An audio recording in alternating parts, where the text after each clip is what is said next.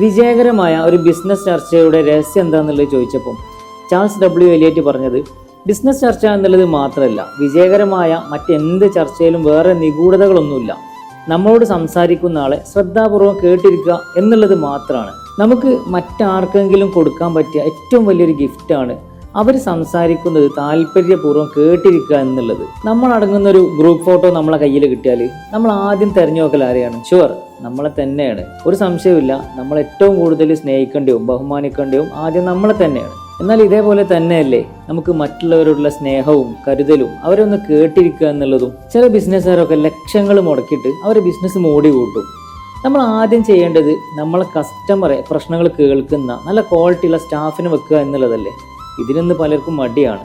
ഇന്നത്തെ കാലത്ത് നമ്മൾ അനുഭവിക്കുന്ന വലിയൊരു ബുദ്ധിമുട്ടാണ് നമ്മളെ കേൾക്കാൻ ആളുകളില്ല എന്നുള്ളത്. കെഫ്ഡൈൻ സൊല്യൂഷൻ എന്നത് ഈ ഒരു പെയിനെ ഒരു പരിധി വരെ ഇല്ലാതാക്കാനും മുൻവിധികളില്ലാതെ നിങ്ങളെ കേൾക്കാനും വേണ്ടിയുള്ളതാണ്.